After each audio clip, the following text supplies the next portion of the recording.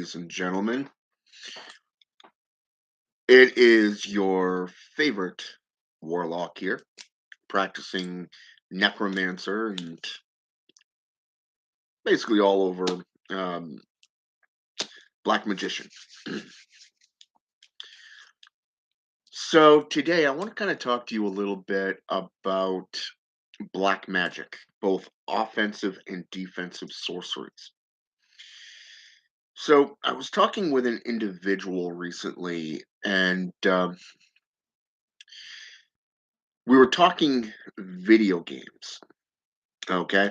Now I know what you're saying. Oh my God, he mentioned video games. Wow. Probably going to go into D&D or whatever. Maybe even World of Warcraft, right? No. So, um, anyways, over the last 2 months, I basically had a couple of people suddenly just attack me out of the blue. Okay. And so I've had to deal with this. Okay, so when this question came up, do you play video games? It's like, yeah, I play some video games. Well, what kind of video games do you work with? And I said, the types that allow you to think, the kind that allow you to master your and hone your abilities. Okay. Now, most of the time, I would prefer a good book over a video game. But the way my coworkers and I were discussing this was from an occult perspective. So here it is. Games like Sniper Elite, okay? Any kind of sniper game, you're a solitary practitioner basically, okay? And I wanted to put this out there in a way that you'll be able to understand. So, as a sniper, you basically work alone. You're not working with anyone else. Okay. So you have to rely on your own information. Okay. You have to go by the intel that you have. You have to go by where you can get the information. Okay. So if you're a necromancer, you're going to be going into the spiritual world, right? And talking to your patrons, patronesses. You're going to be dealing with your ancestral lineage, and you're going to try to get guidance along any given topic or say, for an example, any particular.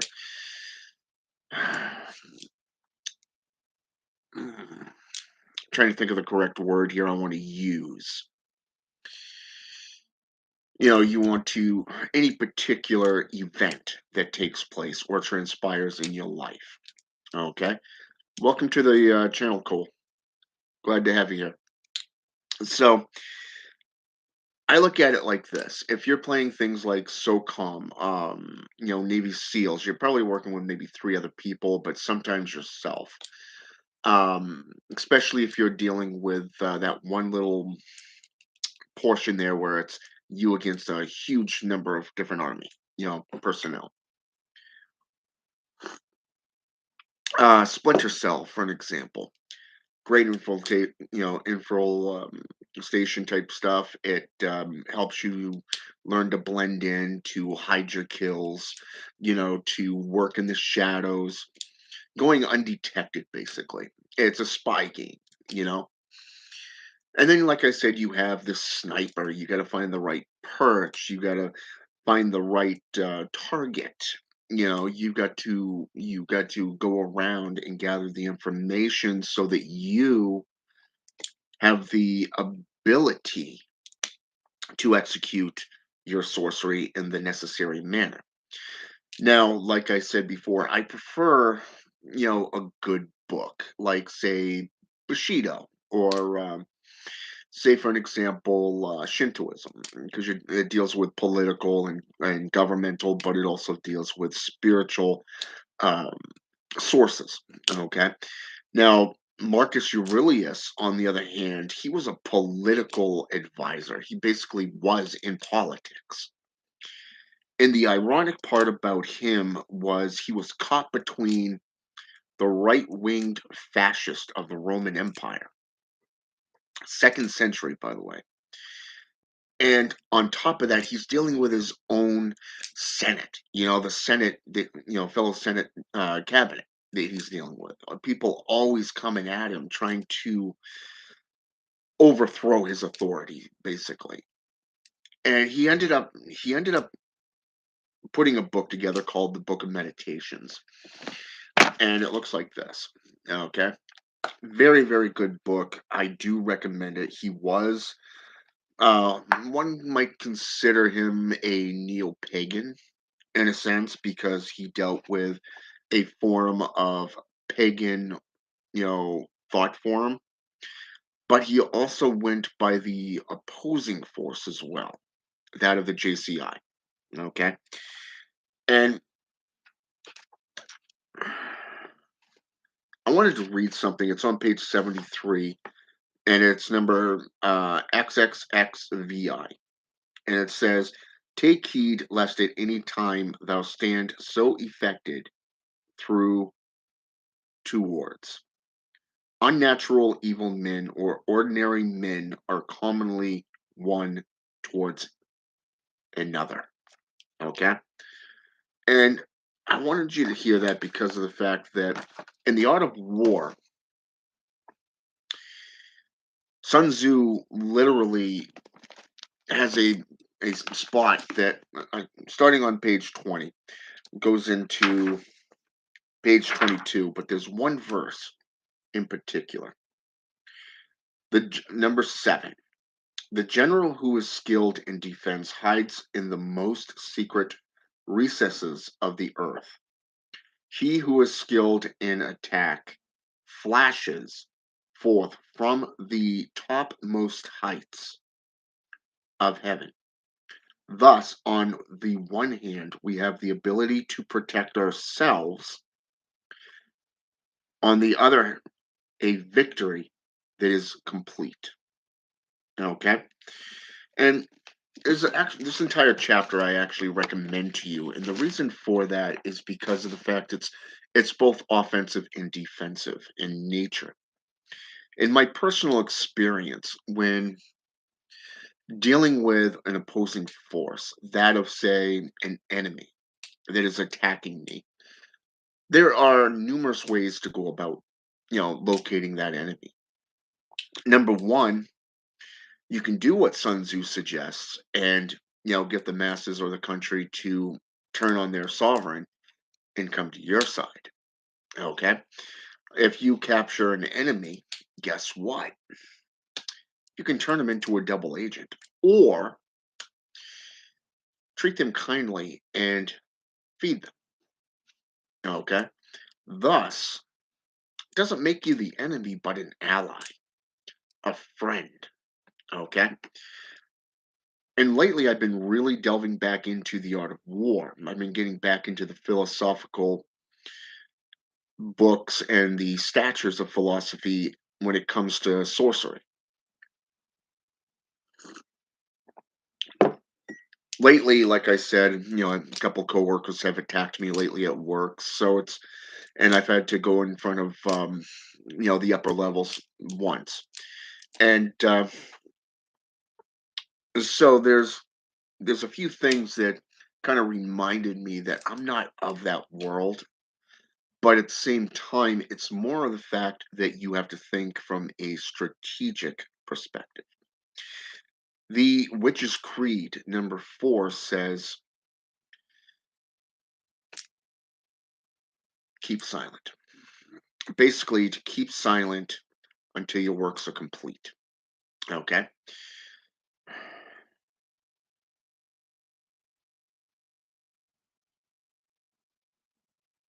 I can't speak on that, Cole. I just know that I have the book. Okay? Sun Tzu's The Art of War, Book of Meditations by Marcus Aurelius, Bushido, The Way of the Samurai by Tsunet Tomo, Yamamoto. I probably just butchered the guy's name, and I do apologize if I did. But Bushido, Shintoism by Vincent Miller. Love this book. And even in today's world, when we're dealing with offensive and defensive situations, be it as practitioners in the workforce or practitioners in the world, even on social media, you got to go with mastering the Stoic way of life. These books are, in my opinion, very instrumental in your growth, the way you approach any given situation. I had a client once that came to me, and there was a woman involved, and he felt like she was being manipulated. And no matter what he said, she would never see the truth. So so he ended up hiring me to do a ritual. And the ironic part about this ritual was I put forth cartomancy. Okay. Cartomancy goes back to the 11th century. It is a early form of tarot cards, which is known today. Okay. And so there's a lot that had to be done, and finding the correct tools, what method to employ, how to go about doing this. Is this person leading me into a trap, or is this individual, lying to my face? Is this person actually innocent, or did they actually do what this person is claiming that they did? Okay. So, anyways, did quite a few readings over an entire day. The results were the individual in question did perform the necessary attacks. He did commit the atrocities that was being said that he was doing. So it confirmed, from my perspective, what my client was telling me. Okay. So I went forth and I did the baneful sorcery. Okay. This is a method that can be employed to help you find clarity within your stature, so you're not just lashing out at every which way just because you got butt hurt, or say for an example, you don't know who attacked you and you feel like your back's against the wall like a wounded animal, just lashing out at anything that moves. Okay.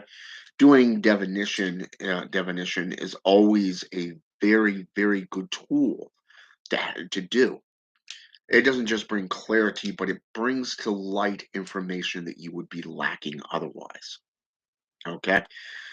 So when doing any form of defensive sorcery, number one, you want to make sure you have the necessary seals and wardings up before you do anything. And if you're working with gods and goddesses, like say, let's go with Hecate, just out of an example, and that of say Osiris. I like to work with both of these when it comes to inflicting justice on my targets and my enemies. The reason for that is because the the god of iniquity himself, Lord Anubis, not Anubis, but Lord Osiris, he tends to weigh your own iniquity against you. So it's funny how he works well with Hecate, because number one, he's got the feather and the scale, and you're basically your own judge, jury, and executioner at that point. It's awesome to see him work and to do this stuff behind the veil, you know. But at the same time, if you're working with Hecate, Hecate is the goddess of necromancy. She is the goddess of the underworld, ghosts, and necromancy. But most importantly, not just witchcraft, but guess what? Justice. And it's interesting because you really have to watch how you work with her and what you do when you perform said sorcery. Okay. The reason for that is because if you employ her into an attacking an enemy to seek out justice in your defense or your client's defense, then guess what? Keep your nose clean because she's one of those goddesses that does not give two shits if you're guilty or innocent. Okay. Meaning, do the sorcery and just move on. Okay? Let the curse take root. Let it seep into every pore. Let it tear your enemy's world apart. Okay? And I find this that too many times people are just in too much of a hurry. They want that easy button effect. I did the spell, it should have taken place. Why has it not taken place? You're a fake. You're this, you're that. Well, guess what? Sorcery is not like a bullet from a gun. It's not immediate. Sorcery takes time. It takes its time to delve into every pore, every molecule, every aspect of your target or your enemy's life. Even if you're at work and you have coworkers coming against you, adapt. Same employment of strategy. Same exact. Watch what you say, how you say it. Just be observant of your surroundings. Okay? Because it does not matter who your coworkers are. You have your friends and your allies, your little buddies that you sit around telling jokes with, you know? You may bitch to them about your day and about this client or that client or if they call me one more time, whatever. Well, guess what? Not everybody wants to hear you say that. Not anybody wants to hear that particular joke that in some cases would be considered a hot topic. Much like a religious debate, somebody's going to get a hair across their ass and report you to management or to HR. So, and of course, they're not going to they're not going to tell you who it was, even though you have a right to know. So again, revert back to divination. Work back with your spirits, your patrons, your patronesses. Go with your guardians, your the demons and the spirits that you work with, be it the Loa or the Orisha or that of say the Jinn. Either way, you want to take your time going forth. Yes, it breeds a form of distrust. It breeds a form of hypocrisy and yeah. I can't even freaking speak today. I need more coffee. But you get the gist on that. So be observant about your surroundings and who you're working with. There is something to be said about keeping your circle small. Okay? You are not going to be liked by everybody.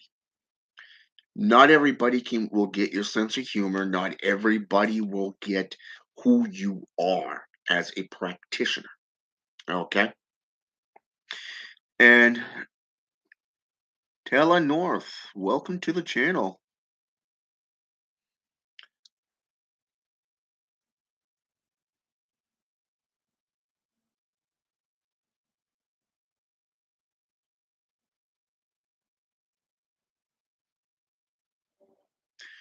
Well, consider it this way. You put forth the curse.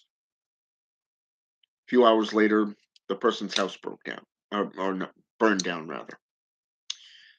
Okay, black magic and sorcery, it could happen immediately, or it can be years down the line. It is something about the universe that just it has its own way of doing things, And if an opportunity arises, guess what? It takes it. I've seen I've seen people who have literally used black magic, sorcery. They've cast the spells, they've done the rites and rituals. They have literally gone out of their way to provoke fights, to do whatever they needed to do. And it's interesting, they've even pushed themselves beyond their capabilities at that time. You know, an amateur, a neophyte, or an acolyte is not going to be able to perform with such proficiency as somebody who has been in black magic for 30 plus years. Okay, it's just not going to happen. And magic, once it's deployed, is out of your hands. At that point, it is nothing that you can do. You can't reverse it. You can't do anything with it but let it go forth. It would be like breaking a dam. Okay, you can sit there and you can poke that finger in a dike, so to speak. But consider this: if there's other cracks and any other fissures, the water's just going to pour out of that. So you could sit there and poke all your fingers in to these holes as much as possible. It's not going to work.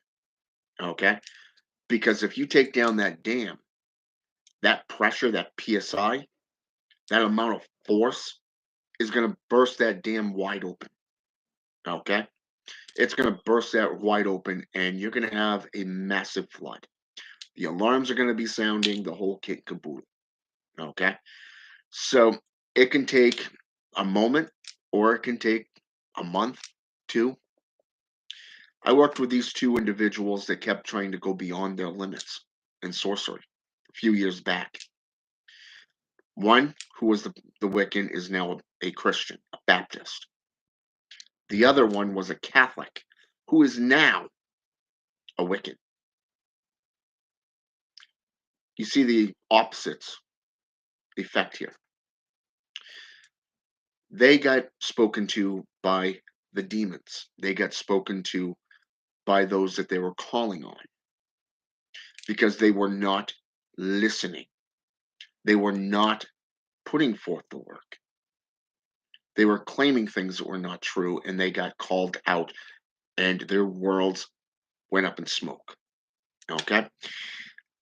I did, like I said, this curse. The individual's world is literally burning down around them. And it's been a year. Just a year. That individual's world is being broken down.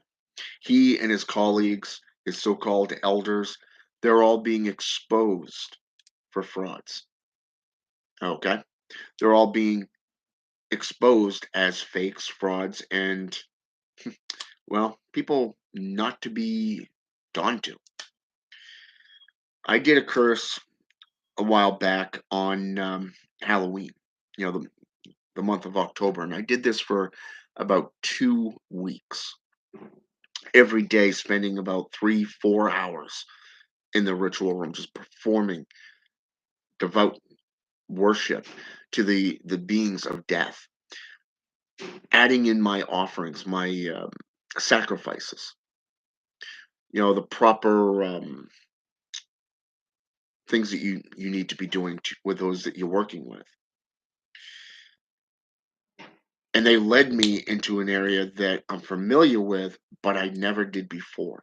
I never looked at the sorcery the way they were leading me to. I started out with a black scrying mirror doing divination. I started calling on the spirits, working with them, trying to find the clarity on how to do things. Next thing, next thing you know, the funny thing is that they ended up bringing me to a specific box, and I ended up bringing this box in, utilizing it with seals, utilizing it with wardings, and made it into what is known as a dibbit box. Okay, a dibbit box is a Jewish custom that is used for housing hostile spirits, those that cannot and will not associate with anyone else. Okay? Some enemies, some targets are like that. Now you can go out, you can use a cursing jar, you can use just a black candle or three black candles, and you can pull a spell off of the internet. But not every spell is the real deal, and you got to listen to that. You got to understand that.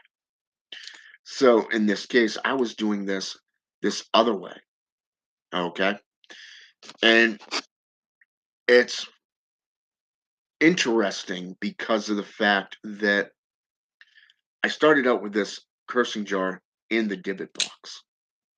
Okay.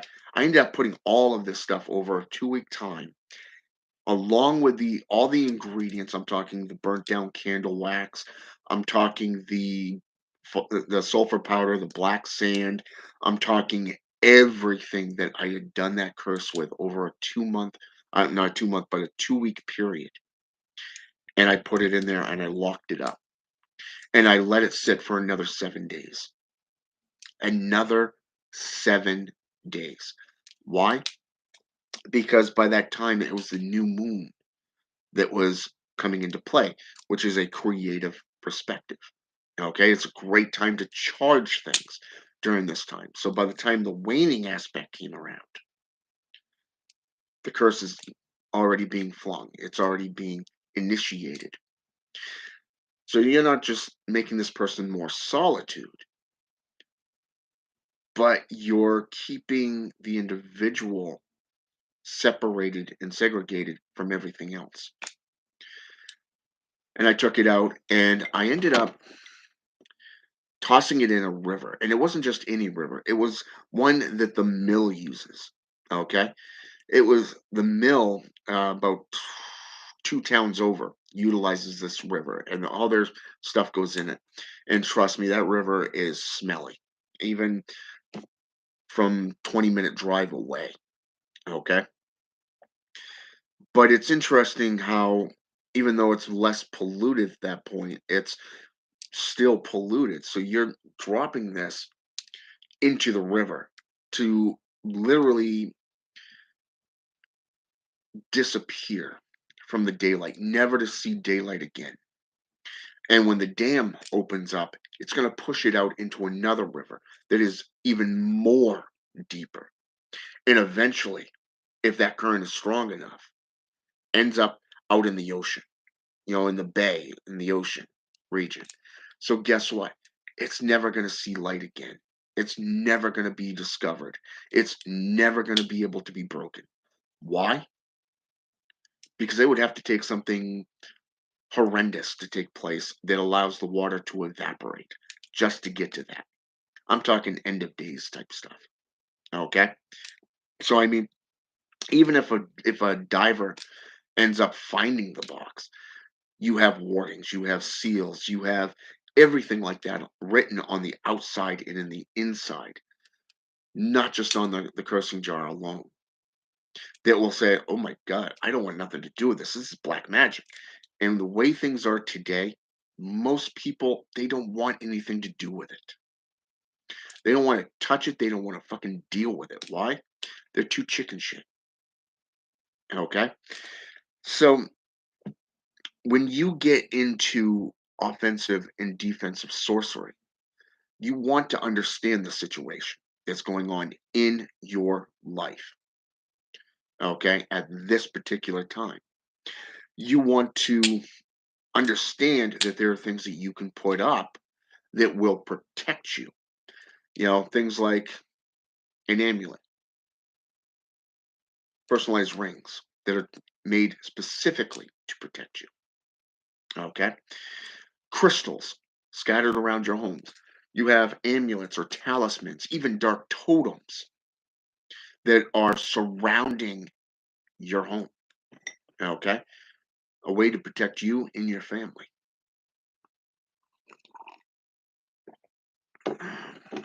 And it's interesting because that's just defensive magic. Remote viewing is a form of defensive magic. Oneomancy is a form of defensive magic. But oneomancy can also be offensive, not just defensive, but offensive. There are practitioners that specialize in dream magic. Okay. Dream magic is a way to enter your opponent's unconscious mind when they're sleeping. But you can also receive messages and work with spirits in your dream state. So there's a lot that you can do. Okay.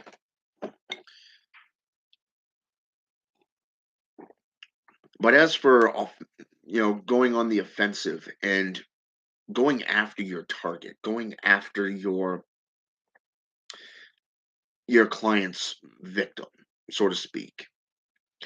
There's so many different roads that you can take. You can become a spiritual assassin, so to speak. You can go into the spiritual world and curse that individual. You can damn everything that person does into condemnation. You can send agents of death such as reavers, hellhounds, the black dog mythos, the zombies, the golem, even, go into the revenant, even the vampire, the wendigo, even. Okay, all of these, including the ghoul and lycanthrope, are all agents of death. You can go into folklore, you can go into mythology, you can go into archaeology, history. These beings have been noted worldwide, not just in the modern world, but also the old world. These are beings that you can actually employ to do your work for you. You can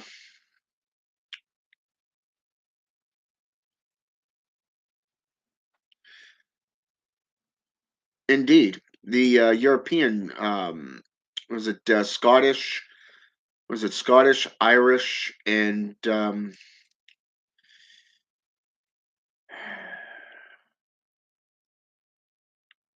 I want to say the Slavic practitioners did that. The silver horseshoe, for an example, over the doorway. You can place seals and wardings, on rock walls, entrances, that you walk through to keep evil from coming in. You can, um, say, for an example, use natural sources like apples and bay leaves, ground ginger, or say, for an example, do a complete circle of sea salt around your home. Same exact thing. Even in offensive magics, you can place rusty nails in a cursing jar.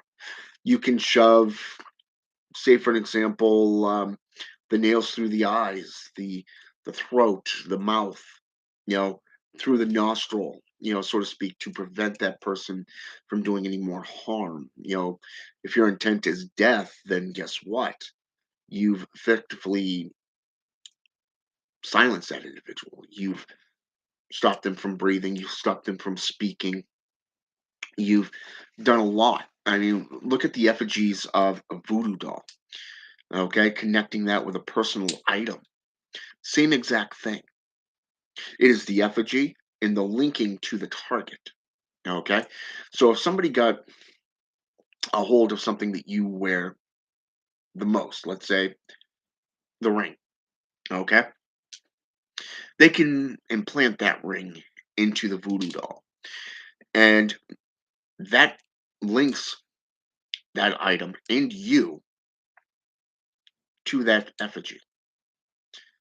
After that is just your will. It is your intent. You're doing the spell. You're doing the ritual work. So you can use the pins and you can effect change within that individual. But in a cursing jar, all you need is the effigy, okay? The link to the person, be it fingernail clippings, be it pieces of hair, maybe their saliva, their blood, or let's say menstrual blood, or their semen, or whatever. There's so many different tools that you can collect and put into one of these spells. You know, so it's after that you can put all the items like say bones. In the old world, they take a cloth, they would put a coin that had specific writing on it. Maybe in ancient, let's go with Theban or Anglo-Saxon, maybe even runic symbols, you know, on the silver coin. They would put that in there. They would put charred infant bones into that cloth, and they would place a seal within it. They would place the target, the items belonging to that target, like say a hair, fingernail clippings, maybe a button from their shirt, whatever. And they would wrap it up and they would tie it off, and it becomes a gris. Okay, it becomes a hex bag at that point, and you can place that anywhere near that person. They won't even know about it. Be it on a trail that they use the most, be it right outside their bedroom window, be it in their car somewhere. It doesn't matter where, because once you've buried it, once you've hidden it, it becomes active, and all you have to do is imply. And when I say imply, I'm talking utilizing that connected link to affect that individual's health, their mind, their very livelihood. Okay, there's so many different methods that can be employed as an offensive attack. But if you just lash out, like I said, in any given direction, you will not get the effects that you're looking for. Okay. That's why I recommend things of strategic perspective from you, because even Sun Tzu said, to know thy enemy is to know thyself. Basically, know what you're capable of to know what your enemy's capable of. Okay. How far are you willing to go to seek that justice?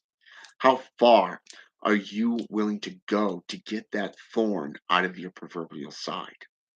Okay. How far are you willing to go to get the end results that you're looking for?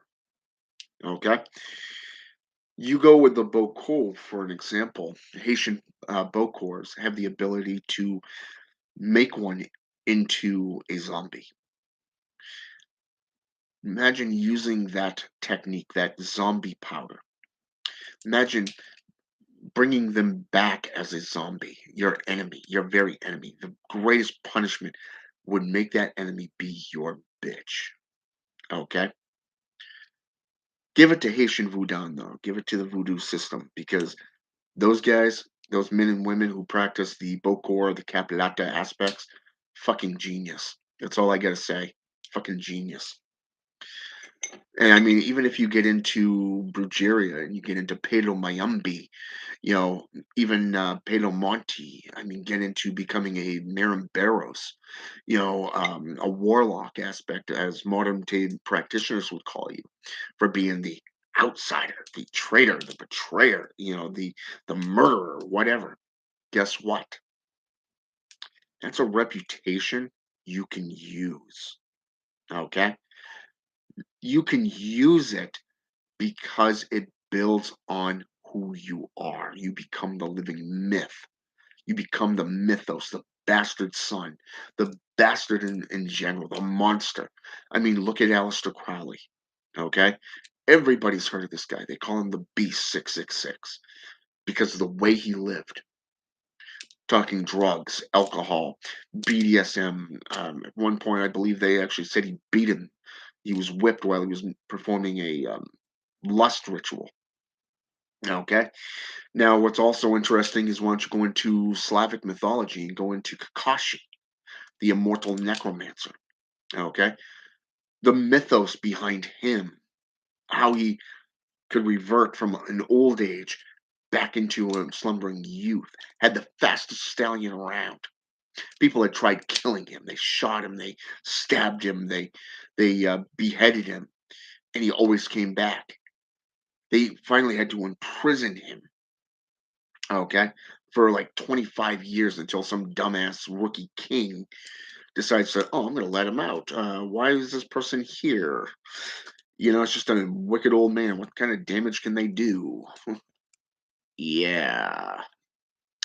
Should read the rest of that story and how that played out because after reverting back to his youth, he kidnapped the princess or the queen, I should say. And for the next decade, the king had to try to rescue the damsel in distress. Finally, working with Baba Yaga, the wicked old hag with the house on chicken legs and the ruler of the 12th realm, and having spiritual animal guides, all that stuff to hinder not only Baba Yaga's plans while he watched the swine 3 nights in a row, but he ended up getting the fastest stallion that outdid Kakashi. He ended up going in,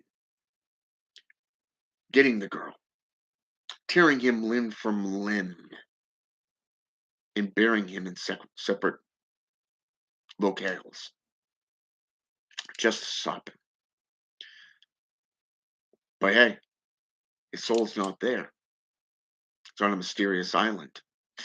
The needle, the thread, the hand, the ram, such ring a bell about packs, deals. Yeah. All of this stuff played into effect when it came to Kakashi, which made him a ruthless enemy, and he ruled his territory with an iron fist. He would terminate any living thing that came into his borders.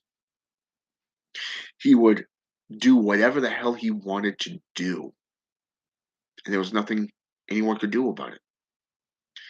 Well, guess what? We know how that ended up. Get into Slavic witchcraft and see how that goes. See what you gain out of that.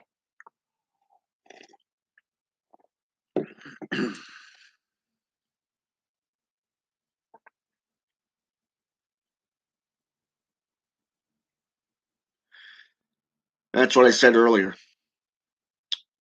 with the analogy of magic taking its time. It can.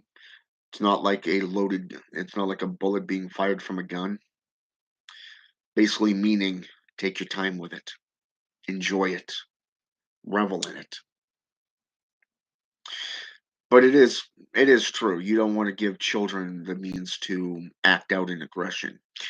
It wouldn't be. That's like, well, let's just call it the way it is. 98% of the world would go bye bye. And if I attack, and let's say, for example, I became full of emotion, full of rage, lashed out at everybody. Basically, I could eliminate everyone, and it would just be me. End of the human race right there.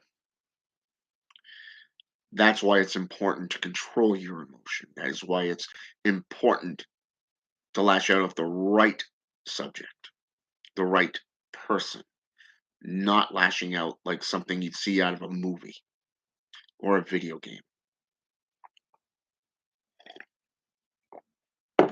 And the funny thing is that if you actually look at these video games that I mentioned earlier, you'll notice the strategic aspect applications from that. How to remain hidden, how to remain still while your targets are moving around you. Same exact thing. How do you curse someone? How do you attack somebody through a curse, through black magic, without first having your defenses set up?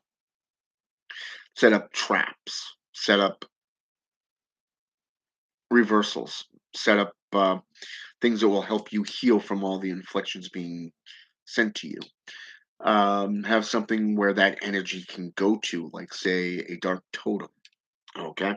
A phylactery that is meant to protect, to ward things off, to collect that type of energy for reversal means and to be able to use it to strike back with greater anticipation and admiration of pure hatred. Okay? It's like you curse me. Well, guess what? Here's your curse coming back at you times four, times three, times 100. Okay? It's just increased in magnitude. Guess what? That's why we have totems. That's why we have phylacteries.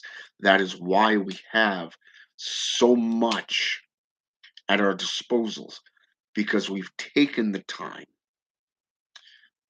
to master what we practice. Okay? It is why we locked ourselves away for so long to study the arcane. Just like the old magi, the old mages and sages of old, even the alchemists locked themselves away to learn the sciences, to learn how to turn metal into gold, to look at the philosopher's stone, even. You got to look at the time as amateurs, as neophytes and acolytes. You're not going to be able to compete with somebody like myself who's been around for a long time. Okay. But hey, there are people out there more powerful than I am. Okay. And I'm telling you this for a reason. It would be like me trying to go up against my elders. Not going to happen. Why? Because that would be a futile mistake. Now, to quote Steven Seagal,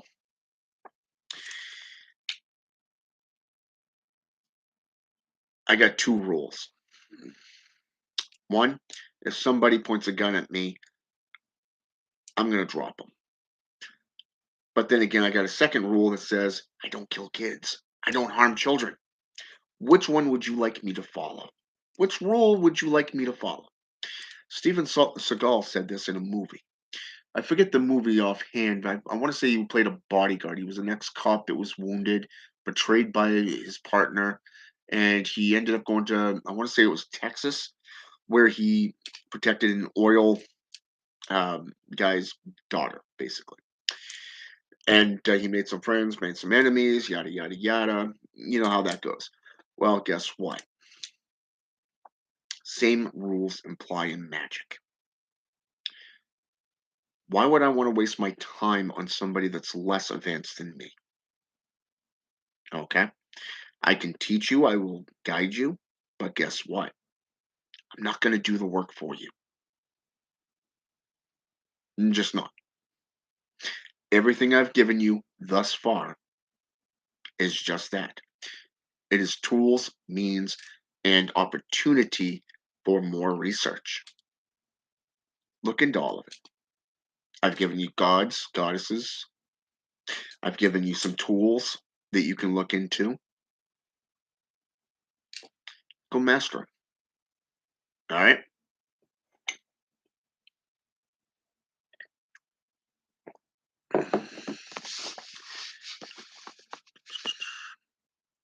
Ankh, Anunnaki, Draconians, Starseed Witch. Just want to say welcome to the channel again. Noticed you popped on a little while back. And all right, I guess that's everybody. So Tala North and Starseed Witch. Want to thank you two for jumping on here with me. And for those of you who are coming on after the fact, I want to thank you for coming on. If you like what you see and you like what you want to do, just hit that notification button so you'll know when I'm on next. And or hit the subscribe button, either one. Nobody's twisting your arm. Um, but outside of that, I hope you're learning something. I hope you're learning something new. Hope you keep evolving and reaching for that next notch on your belt, so to speak. You got to earn your way. There is no easy button within sorcery. It does not matter if you're into necromancy, paleo, uh, voodoo, or witchcraft, shamanism, whatever. I live my life by two codes. Always back up what you preach with numerous sources. I've done that, and I always make myself available to the public. Done that too. So those are two great rules to have. But I would also recommend that you take the note out of Steven Seagal's book and have those two rules as well. So, which I guess would make it four rules if you're doing mathematics. But either way, it's up to you. Keep learning, keep reaching for that next level of evolution. All right. With that said, have a good day, good night, or technically it's actually evening for me. It's 3:55. So, all right. Have a good one, and until next time.